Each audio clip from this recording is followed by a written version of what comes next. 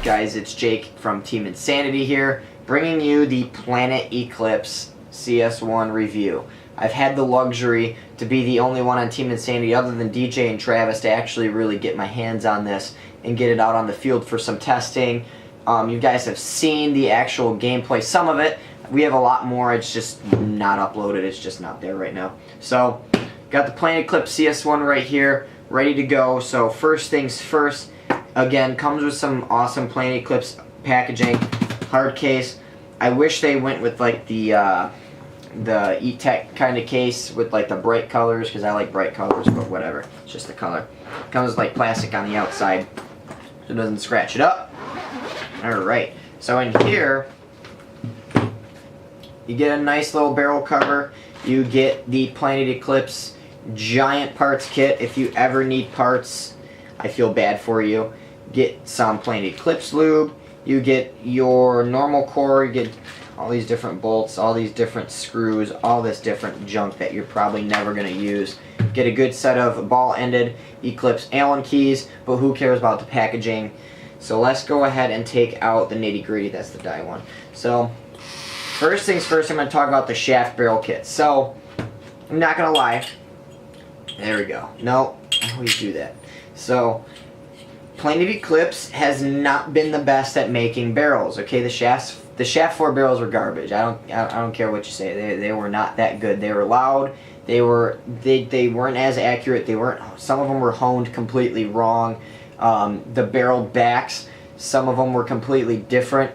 So they were supposed to be, I don't know, like a 689. I don't even remember. They were supposed to be like a 689. But if I took the exact same paintball and put it through someone's Ego 11 and then put it through Nick's LV1, which is the same exact shaft back, or if I put it between a Geo3 and an LV1 or a Geo 3.5 and an LV1, the same ball would either be tight on some of them and loose on some. I don't know. It was just weird. They weren't the best barrels. They were loud. They were just they weren't that good. Planet Eclipse has actually done really good with this barrel. It's gotten a lot better. Personally, not better than the die boomstick. I don't know why. It's my favorite barrel. That's DJ's favorite barrel. That's Jacob's favorite. That's basically everyone's favorite barrel that plays with us.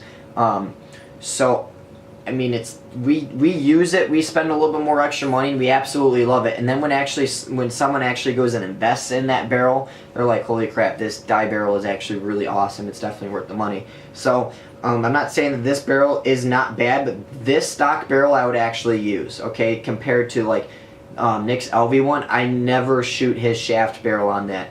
I never do. I always switch to the die ultralight, the die boomsticks. Or Simon at Inception Designs makes some awesome barrels. But this has some wicked awesome porting on it. The milling turned out pretty good. The barrel tip is a lot nicer. It's just a lot quieter of a barrel. It's really awesome. It's an awesome barrel. This isn't a barrel review show. Of course, you're going to get a cool manual that's going to have everything that you're going to need to know. I mean, it's a manual that's full color. Nothing new with Planet Eclipse packaging. There's nothing really new to go over. Okay, this is what everyone cares about right here. This is the Marcelo Margot edition. I don't know how well you can see with all this lighting and everything. Few things what Planet Eclipse changed. Obviously, they went fully hoseless this time. Okay, which fattened everything up a little bit, made things a little bit thicker. The first models, actually, yeah, the first couple thousand that were produced. I don't know what it is with Planet Eclipse and making grip frames that bend, but the front grip frame, if you were to hold it the wrong way or put pressure on it just in the right spot, you didn't even have to take a bad dive, it would bend in your hands. Apparently they fixed it, which is cool, but just sort of keep that in mind, is the first generation you sort of had that little bit of an issue. Okay? So let's start just going straight up. Again, you get the Pops ASA, the best ASA in the market. I mean, it's the easiest. I haven't really seen. I really did like the Lux Ice ASA, but again, that gun you can't necessarily buy. I mean, you can pre-order it, but it's not out on the market today. Or you can pre-order it. It's just, they're not around a lot. So right now, the best on-off basically. The grips, again, I don't know what it is, if I'm spoiled with die grips and if I'm spoiled with Empire grips and all the other grips that I've used. These are a little bit thicker, harder of a plastic. I don't know what it is. I'm not a. I mean, they work. Your hands aren't gonna slip in them at all. You know, if you get paint or oil on this, I play in my bare hands all the time. I don't wear gloves. I just hate gloves. I don't have mobility. So when I shoot my bob longs and everything, that's basically pure aluminum. When it's just the straight metal, I always have to put the extra exalt grip on it. So because if I don't have the extra exalt grip, then my hand's sliding all over the place, especially when I rub up against a bunker. So you're definitely not going to get this with this gun at all. These grips are really, really sturdy. The other thing is that I don't feel like these are going to rip. Like the original die barrels, like the DM barrels, they were so soft and so comfortable in the hands, but they were too soft, okay? Same thing with some of the original Empire guns. Actually, like the Vanquish one, like some of the first Vanquishes that came out, a little bit too soft on the grip, so you saw a lot of peeling on them. But I just have not seen any problems with these grips. They're really, really sturdy. I feel like they're almost a little bit too hard. Now, let's talk a little bit about the back ergonomics in general. I'm not a fan of it. I can get used to it, but again, I'm not a fan of it. It's still a little... I just don't know what it is. They make fat grip frames. It's fat. DJ, who owns this gun, who's been using this gun a little bit more than me, even though I've gone out there and used this gun for a few days now, he's definitely said that this has been an improvement for his opinion, because he feels like it's not as long like the 3.5s in the LV1. It's not as long. It's just fatter. Okay, so the last ones are awkward, he said, because they're a little bit longer. That's what he thought. I'm not sure if you guys that own CS1s can relate to that, but I'm still not a fan of how fat this grip frame is. It's a little bit uncomfortable. Again, I don't know if I'm spoiled with how thin the Vanquish is, the Lux is, my bob longs are, and especially the dies. I mean, all those grip frames are basically half of what this bad boy is. So this thing is beefy. If you have big hands, you're going to be perfectly fine. You have nothing to worry about. If you have little scrawny hands like me, you're gonna sort of feel a little bit. When I got this in my hands, when I was using the M2 and when I was using the Vanquishes, and I own 2 bob long guns, that kind of stuff, and testing all different types of guns, I was like, damn, that sucker's thick. So again, I'm not a big fan of it, but it does get thinner at the top. It is very nicely finished underneath. There is no screws or anything for you to dig your hands into, and it's gripped all the way up to the back to where this part of your hand fits in. So even if you get paint up in here in the crack of your thumb and you get shot and you get those in between the finger shots, this one's pretty bad. If you're switching hands and you get shot on this hand or something like that, if you go to switch to this hand, you still have all grip back here. For the most part. So again, your hand's not going to be sliding around on all aluminum. So the grips were done really well. Other than I just think that they're a little hard. Again, plain Eclipse board. If I just hold it down, I mean, it's a plain Eclipse board. It's a great board. You're going to have all the modes that you're really going to need in it. I mean, what else can I say about it? It's got ramping. It has semi-auto, full auto, Millennium. I mean, it has everything. It lights up. It's cool. It's an OLED display. Is it better than some of the boards that I've seen? Absolutely not. I think it's time for plain Eclipse to do a little bit of updating, because this is like, it's the same boards that have been in their guns since I honestly remember. So overall on the back grip, it's not terrible.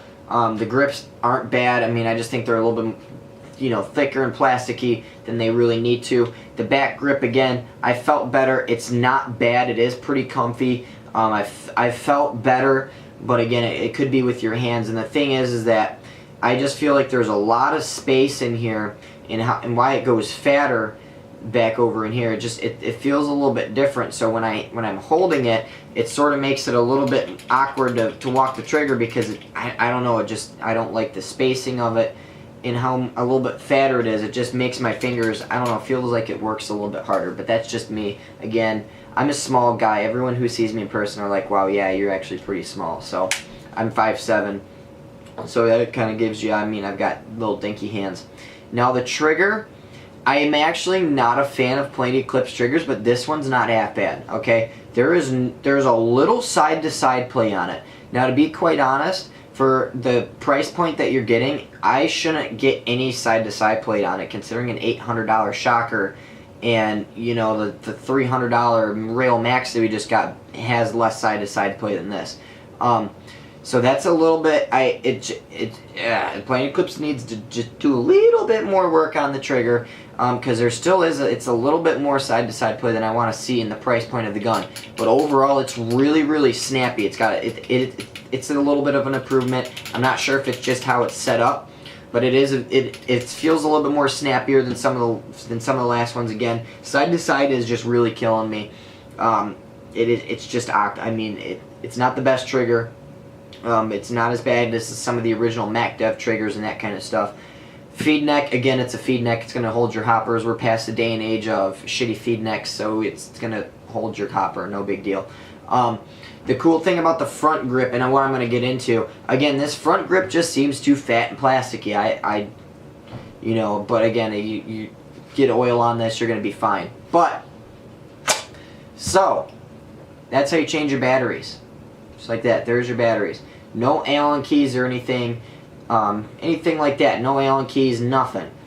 Other thing is that this takes 2 AA batteries. Okay, I think that is the coolest thing that I've ever seen in a paintball gun. This has to be like the coolest thing since sliced bread. Actually, not the coolest, but this is an awesome innovation. And I hope a lot of companies start to go towards this direction, just because of how awesome it is. Because how many people, yeah, these are double A's, not triples. Yeah, doubles. I just want to make sure they looked a little small in this. But how many people carry extra 9 volts around, but you know you have a bag full of double A's for your hopper? Okay, your hopper runs on double A's, so that's really cool that they can incorporate a gun running on double A's. I just think that's a really cool design. So I'm really happy that they did that. I think that's awesome. I hope a lot more companies actually go with that design. This is where the frames were bending in here, by the way. So I'm not going to get into the technical aspect of how everything happened, but frames were bending. Overall, the milling and everything of this gun is complete butt-fuck ugly. On a scale of 1 to 10, this thing is like a -5. This is bad. This is one of the worst guns I've seen in terms of ugliness. It's bad. I can't get over how bad this thing looks. I don't know who designed this. It's like they took a brick and they just took a chisel and was just that's literally how they designed it. It just took a big fat slab of clay or however they design it, and just they made the little trigger frame. They made their frame, and then they just for this part they just had a little kid just take a little chisel and just okay, we're good. That's what it looks like. It's just a fucking potato. Okay, it's a giant dildo that you hold in your hands.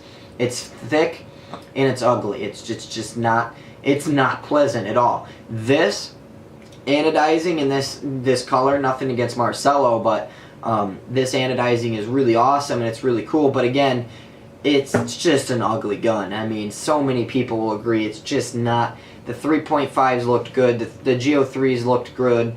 I mean, the LV1s are still sort of ugly, but this is bad. This is really bad. Now, what I want to show you is that on this gun, not sure how well you can see because of the white on white, but this gun is pretty fat in the back, and then it gets really skinny up to the front. So it has a really big air chamber, okay, to slow down that bolt and to get a smoother shot. I mean, if I take this bolt out, you can see how that just sort of how I can wiggle that bolt. That's how big that air chamber is. Okay, it's going to hold a lot extra air, and then you're just going to give you a softer, better shot. So let me show you, because I just have an M2 on hand. But actually, I've got a Vanquish, which is probably the smoothest gun out there right now. Let me show you.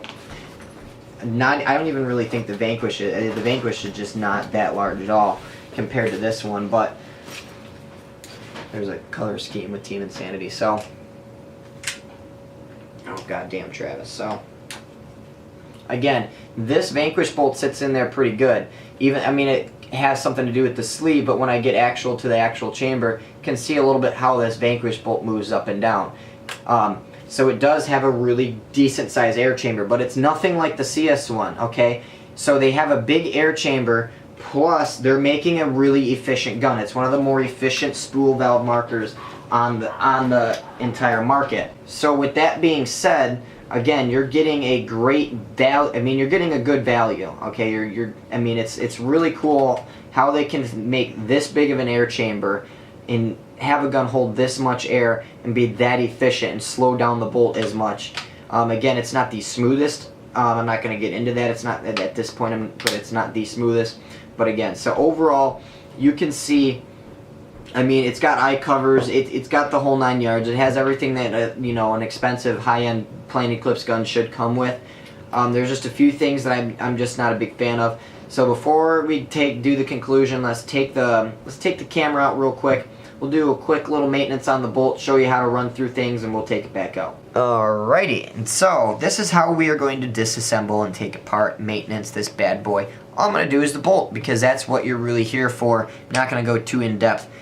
Lift this sucker up, pull out, bolt is out. Okay, like I said, there's a giant air chamber in there, so you shouldn't be, you know, that hard getting it out.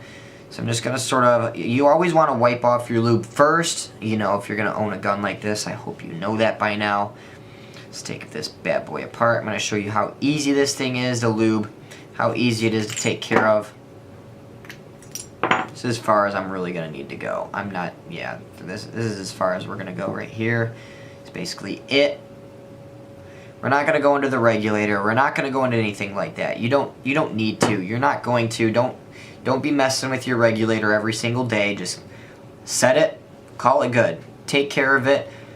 You know, when you 40, 50 cases, you shouldn't have regulator problems. Those are built to not be effed with. So just don't mess with it. Let's take your plain Eclipse grease. Always use, on plain Eclipse guns, you can actually pretty much vary with the type of lube that you use.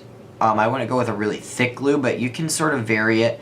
You know, you don't have to use really, really thick, heavy-duty lube. You can go pretty much Dow 33 and or plain Eclipse lube and or sleek and or any type of other lube other than Dow 55 would pretty much work for this gun. There's really not much to this maintenance. So like I said, this is a very easy thing to maintain. There's not much to these guns. They're probably the easiest, the simplest guns, and you get an awesome performance out of the amount of durability that you're getting. Don't forget that there's also inner O-rings. That's what I'm taking care of right now. I'm just going to swab those suckers out real quick. Make sure that those are all clean. But yeah, just use plain Eclipse grease, whatever you prefer.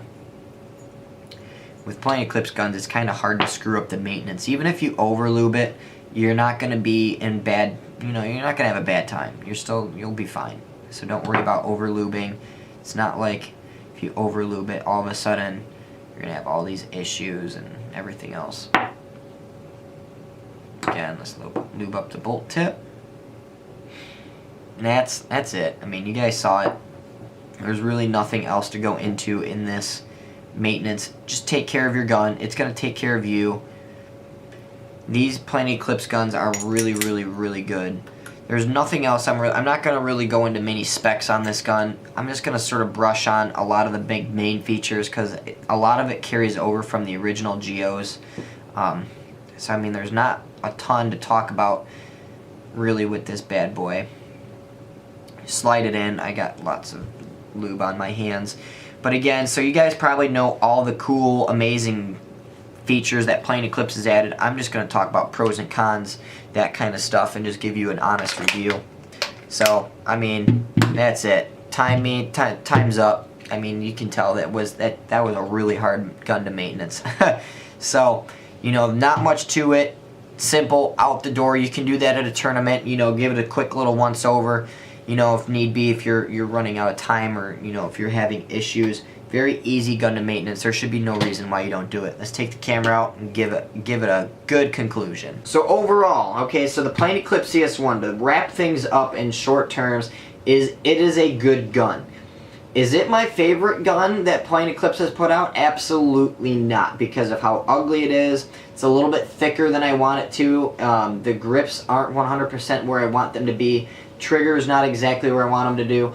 But they're making a lot of cool innovations. I love how they're doing the battery design. I love the direction that they're going with this barrel. It's pretty consistent. Again, feed neck. It's gonna hold your hopper. ASA, again, it's a Pops ASA. It's the best ASA out there. What can you really say about the ASA? I mean, it's a really cool bolt design. This is something that's proven. Okay, so when you're narrowing down your search for guns, okay, when you want to sit down and you have $1,500 and you think, okay, I have $1,500 burning a hole in my pocket. What do I want? Do I want a Vanquish? Do I want an M2? Do I want this gun? Do I want that gun? You have to sit down and think, what do you want out of your gun? Okay, you have to think. Wait, just stop and think about that. What do you want out of your gun? This gun is going to be a little bit more efficient than some of the other guns.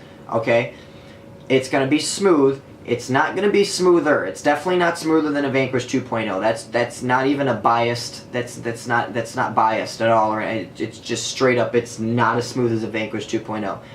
It's the M2 again. Personally, I've shot both of them. I haven't shot both in my hand, but I would still go with the M2. The Vanquish still. Is it smoother than a Lux? Probably. And most people would probably say no. Playing Eclipse. Die-hard Playing Eclipse fans would say, yeah, totally it is, but so again, that's the thing about Playing Eclipse, is that you're not necessarily getting 100% the smoothest gun on the market. I'm not saying it's not smooth. It's really damn smooth. I'm just saying that there's some other guns that are a little bit better, a little bit smoother. But the thing is, I don't recommend this. I recommend cleaning your gear after every single time that you play, or right before you go out and play, so you have clean gear. But it's proven that if you're not going to take care of your gear and clean it as often as you should, Planet Eclipse is the way to go. Spool valve guns, especially when you get higher up, okay, to the Bob Longs, to the die guns, to the Empire guns. The Empire guns are actually really good too. But to the die guns, and especially the older, not the Lux Ice, but the Luxes before that, the Luxes are the worst. They take the most maintenance in their spool valve guns. They are very, very, very picky. The Lux Ice, completely different story. I'm not going to try not to even touch on that, but I saw them shooting it dry without any lube, which was really cool. But I'm not even going to get into that, because the 2.0s can't even touch that. But again, so it's sort of proven that these guns are built really, really, really well. Okay, they are built amazing. Okay, they're really bulletproof. They're not Tippmann bulletproof. Again, I could go run Tippmann over with the car. I wouldn't try to do that on this. You probably could do it, but I'm not going to. But again, you sort of got to think about what you're getting. Is paying for a Vanquish, is paying for a VCOM, is paying for an M2, is it worth buying this over those guns, because those guns are a little bit smoother? But remember, you're going to have to really maintenance those guns. And when I mean maintenance, go watch the maintenance videos. It's really not that big of a deal. But you know, it's going to take a little bit more. It's going to take a little bit more love, okay, after every day before you go play. So you got to think about that. The ergonomics, not my favorite. They might be your favorite. So there's a few things that you need to take into effect.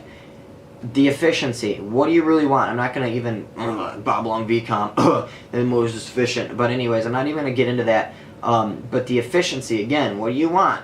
A Lux where you're going to get like about one pod and maybe, you know, half a hopper on, because it's not efficient at all. Or an M2, which is about 9-10 pods, you might get an extra 1 or 2 off of this one. A Vanquish, which is around 8 to 9-ish, probably more, I'd say solid 9 on a 45 fill. You know, this gun's going to be a little bit more efficient. So what is your playing technique? Are you a back player to where you go out and you bring 12 pods a game? Okay, is that your type of playing style? You sort of have to take this into effect. So that's your decision if you want to buy this gun. It's a $1,500 gun, or when I say 15, I just go all the way. You know, you're in that price point. You're right up there with the top gun. This is part of the top gun. Okay, so when you're paying for those expensive guns and the $1,000 and up, you're paying for personal preference. Okay, that is what you're paying for. It comes down to, what do you want to get out of your gun? That is what you're going to be paying for. So before you buy a CS1, think about it. Do I feel it first? Does it feel good in my hands? Do I like the barrel? Do I, you know, is it does it fit better in my hands than these other guns? Do I want a little bit smoother? So you think about that before you buy this gun. That's sort of where I'm going to leave you guys. So I mean, it's a great gun. There's nothing more that I can really say about it. I mean, there's nothing really else to talk about. I don't know what else you want me to talk about, but I'm not, you know, go ahead, buy one. But like I said, take in with what I said. Maybe that, hopefully that talks you into buying something else or buying this gun. So it's all up to you. You know, those $1,000 guns are all preference. So hopefully this helps you guys out. Enjoy your new purchase. I hope you enjoyed this review. Thanks for watching.